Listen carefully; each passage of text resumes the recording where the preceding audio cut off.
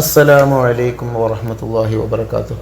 പുണ്യ റസൂൽ സല്ലല്ലാഹു അലൈഹി വസല്ലം തങ്ങളുടെ മസ്ജിദുൻ നബവിയുടെ 1-ാം നമ്പർ ഗേറ്റായ ബാബുസലാമാണ് നിങ്ങളിപ്പോൾ കണ്ടുകൊണ്ടിരിക്കുന്നത്. ഇതുവഴി ഉള്ളോട്ട് കയറിപ്പോയാൽ നേരെ കുറച്ചങ്ങോട്ട് എത്തുമ്പോൾ റൗള ഷരീഫ് കാണാൻ കഴിഞ്ഞാൽ റസൂലുള്ളാഹിൻ്റെ കുബ്ബയുള്ള ആയിഷയുടെ വീടുണ്ട്. ആ വീട്ടിൻ്റെ ഉള്ളിലാണ് റസൂൽ അന്ത്യവിശ്രമം കൊള്ളുന്നത്. അവിടെ നിന്ന് സലാം പറഞ്ഞ് അങ്ങോട്ട് അതുവഴി ആ റോഡ് വഴി ആ ഡോർ വഴി ഇറങ്ങിപ്പോവുകയാണ് ചെയ്യുക. ഇത് 2-ാം നമ്പർ ഗേറ്റാണ്. ബാബു അബൂബക്കർ സിദ്ദീഖ് റളിയല്ലാഹു അൻഹു എന്നാണ് ഇതിൻ്റെ ഈ ഗേറ്റിൻ്റെ പേര്. 2-ാം നമ്പർ ഗേറ്റ്. ഇത് 3 ഗേറ്റാണ്. ഈ ക്രീം കളറിലുള്ള 3 ഗേറ്റ് ഉൾക്കൊള്ളുന്നതാണ് ബാബു അബൂബക്കർ സിദ്ദീഖ്. ABC എന്ന് പറഞ്ഞ് മൂന്നായി മാർക്ക് ചെയ്തിട്ടുണ്ട്. ഇവിടെയുള്ളൊരു പ്രധാനപ്പെട്ട സംഭവമാണ് ഞാൻ നിങ്ങളെ കാണിക്കാൻ പോകുന്നത്. അബൂബക്കർ സിദ്ദീഖ് റളിയല്ലാഹു അൻഹുവിൻ്റെ വീട് ഈ ഒരു വാതിൽ നിന്ന സ്ഥലത്തായിരുന്നു ഉണ്ടായിരുന്നത്. അബൂബക്കർ സിദ്ദീഖ് റളിയല്ലാഹു അൻഹുവിന് 4 വീടുകൾ മദീനത്തുണ്ടായിരുന്നു എന്ന് ചരിത്രത്തിൽ കാണാം. അതിൽ മസ്ജിദ് നബിയോട് ഏറ്റവും അടുത്തുള്ള വീട് ഇതായിരുന്നു. ഇതിൽ നിന്നും അബൂബക്കർ സിദ്ദീഖിൻ്റെ വീട്ടിലേക്ക് നേരിട്ട് പ്രവേശിക്കാനുള്ള കവാടമുണ്ടായിരുന്നു. ഇവിടെയുള്ള പ്രധാനപ്പെട്ട സംഭവമാണ് ഇതായി എഴുതിയത്. നിങ്ങളെ ഞാൻ കാണിക്കാൻ പോകുന്നത്. എന്താണിത് സംഭവം എഴുതിയിരിക്കുന്നത്? ഹാദിഹി ഹൗഅത്തു അബൂബക്കർ സിദ്ദീഖ് റളിയല്ലാഹു അൻഹു എന്നാണ് ഈ എഴുതി വെച്ചത്.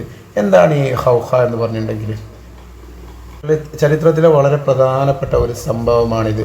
അത് നമുക്ക് വിവരിക്കാം. സഹീഹ് ബുഖാരിയിൽ കടന്നു വരുന്ന ഒരു ഹദീസ് ഉണ്ട്.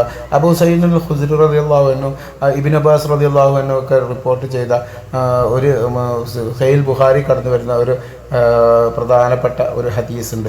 പ്രവാചകർ സല്ലല്ലാഹു അലൈഹി വസല്ലം തങ്ങൾ തൻ്റെ മരണത്തിന് കാരണമായ ഒരു രോഗം ബാധിച്ച് കിടക്കുന്ന സമയത്ത് റസൂലുള്ളാഹി സല്ലല്ലാഹു അലൈഹി വസല്ലം തങ്ങൾ തൻ്റെ തലയിലൊരു തുണിയൊക്കെ വിരിച്ചുകൊണ്ട് പള്ളിയിലേക്ക് കയറി വരികയും റസൂലുള്ളാഹി സല്ലല്ലാഹു അലൈഹി വസല്ലം തങ്ങൾ മിമ്പറിലേക്ക് കയറിക്കൊണ്ട് ഇങ്ങനെ പറയാണ്, അള്ളാഹുവിൻ്റെ അടിമയ്ക്ക് ഈ ദുനിയാവിൽ ഉള്ളതിനെയും ഈ ദുനിയാവിലുള്ളതിനെയും അള്ളാഹുവിൻ്റെ അടുക്കലുള്ളതിനെയും അള്ളാഹുവിൻ്റെ അടിമയ്ക്ക് അള്ളാഹ് കാണിച്ചു കൊടുത്തു. അപ്പോൾ ആ അടിമ എന്ത് ചെയ്തു? ആഖിറത്തിലുള്ള അഥവാ അള്ളാഹുവിൻ്റെ അടുത്തുള്ള ആഖിറത്തിലുള്ളതിന് അള്ളാഹുവിൻ്റെ ആ അടിമ സ്വീകരിക്കുകയും ചെയ്തു എന്ന് ഖുതുബ പറയാണ്. ആ മിമ്പറിൽ കയറി സഹാബാക്കളോട് അള്ളാഹുവിൻ്റെ റസൂല് പറയാണ്. അഥവാ അത് പറയുന്നത് കേട്ടപ്പോൾ ആ ഒരു ഹദീസാണ്. ഇത് സുദീർഘമായ ഒരു ഹദീസാണ്, ബുഖാരിയിലുള്ളതാണ്. ഹദീസ് അറിയുന്നവർക്കൊക്കെ നോക്കിയാൽ കാണുകയും അത് കേട്ടപ്പോൾ അബൂബക്കർ സിദ്ദീഖ് റളിയല്ലാഹു അൻഹു പൊട്ടിക്കരയാണ്. എന്നിട്ട് മഹാനവറുകൾ പറയാണ്, അള്ളാഹുവിൻ്റെ റസൂലെ ഫിദാക അബീ വ ഉമ്മി യാ റസൂലുള്ളാഹി പൊട്ടിക്കരയാണ്. അപ്പോൾ സഹാബാക്കളെ കണ്ടുകൊണ്ട് അവർക്കാർക്കും കാര്യം എന്താണ് കരയുന്നത് മനസ്സിലായില്ല.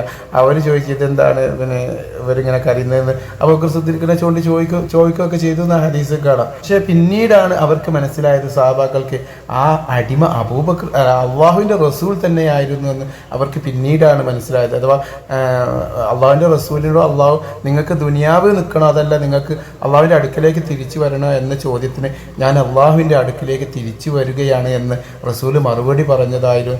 ആ റസൂല് നമ്മളോട് അത് പറയുകയാണ് ചെയ്തത് എന്ന് പിന്നീടാണ് സഹാബാക്കൾക്ക് മനസ്സിലായത്. അഥവാ റസൂലുള്ളാഹി സ്വല്ലല്ലാഹു അലൈഹി വസല്ലം തങ്ങൾ ഈ ദുനിയാവിൽ നിന്ന് പോകുകയാണെന്നുള്ള ഒരു വാർത്തയാണ് ആ ഒരു ഹദീസിലൂടെ. അത് അബൂബക്കർ സിദ്ദീഖ് റളിയല്ലാഹു അൻഹു പെട്ടെന്ന് മനസ്സിലാവുകയാണ്. അത് കേട്ട സമയത്ത് സഹാബാക്കൾ അത് മനസ്സിലാക്കിയ സമയത്ത് സഹാബാക്കൾ പറയാണ്, അള്ളാഹുവിൻ്റെ റസൂൽ അബൂബക്കർ സിദ്ദീഖ് ഞങ്ങളെക്കാളൊക്കെ അറിവുള്ള ആളായിരുന്നു എന്ന് അവർ പറയുന്നതായെല്ലാം ഹദീസിൽ കാണാം. അങ്ങനെ അബൂബക്കർ സിദ്ദീഖിൻ്റെ ആ ദുഃഖമൊക്കെ കണ്ട ആ സമയത്ത് റസൂലുള്ളാഹി സ്വല്ലല്ലാഹു അലൈഹി വസല്ലം തങ്ങൾ പറയാണ്, എൻ്റെ ഉമ്മത്തിൽ ആരെങ്കിലും എൻ്റെ കൂട്ടുകാരനായി ഞാൻ സ്വീകരിക്കുമായിരുന്നെങ്കിൽ അത് അബൂബക്കർ സിദ്ദീഖിനെ ഞാൻ കൂട്ടുകാരനായി സ്വീകരിക്കുമായിരുന്നു. യഥാർത്ഥത്തിൽ കൂട്ടുകാരനല്ലേ അബൂബക്കർ സിദ്ദീഖ്, പക്ഷേ അല്ല, അള്ളാഹുവാണ് ഏറ്റവും വലിയ കൂട്ടുകാരൻ. ഈ ഉമ്മത്തിൽ അങ്ങനെ ഒരു സ്ഥാനമില്ല.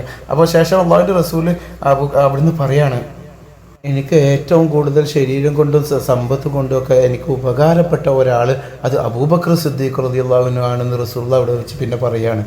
പിന്നീട് മഹാനായ റസൂലുള്ളാഹി സ്വല്ലല്ലാഹു അലൈഹി വസല്ലം തങ്ങൾ അവിടെ വെച്ച് പിന്നീട് രണ്ടാമത് പറയാം, ലാ യബ്ഖീന ഫിൽ മസ്ജിദി ഖൗഅത്തുൻ അഥവാ നിങ്ങളെല്ലാവരുടെ ഹൗഅയും അഥവാ അന്നത്തെ കാലത്ത് മസ്ജിദ് നബവിയുടെ ചുറ്റുവട്ടത്തുള്ള സഹാബാക്കളുടെ വീട്ടിൽ നിന്നും ആ പള്ളിയിലേക്ക് ഇറങ്ങാൻ പെട്ടെന്ന് എത്താൻ ഒരു പ്രത്യേക വഴി ഉണ്ടായിരുന്നു. വീട്ടിൽ പ്രത്യേക എന്ന് പറയാം.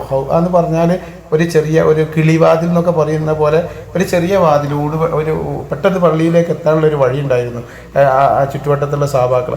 അങ്ങനെ എല്ലാവരുടെ ആ വാതിലുകളും നിങ്ങൾ അടക്കുക. ഇല്ലാ അബൂബക്കർ സിദ്ദീഖിൻ്റെ വാതിലൊഴികെയെന്ന് അള്ളാഹുവിൻ്റെ റസൂല് ആ ഹദീസിൽ പറയുന്നതായി കാണാം. നിങ്ങളിപ്പോൾ കാണിച്ചത് ഞാൻ ഹാദിഹി ഹൗഅത്ത് അബൂബക്കർ സിദ്ദീഖ് എന്ന് ഞാൻ എഴുത്ത് കാണിച്ചത് ആ ഒരു വാതിലാണ്. അന്ന് തുറന്നിട്ട വാതിൽ ഇന്ന് വരെ അടക്കാത്ത വാതിൽ ആ മസ്ജിദുൻ നബവിയിൽ ബാബു അബൂബക്കറിൻ്റെ ഉള്ളിലേക്ക് കയറി രണ്ടാമത് വീണ്ടും ഒരു എൻട്രൻസ് പോലെ ഒരു പിന്നെ തുറന്ന വാതിലായി നിങ്ങൾക്ക് അവിടെ ഇന്നും കാണാൻ കഴിയും. അതാണ് നിങ്ങളിപ്പോൾ കണ്ടുകൊണ്ടിരിക്കുന്ന ഈ ഒരു എൻട്രൻസ്.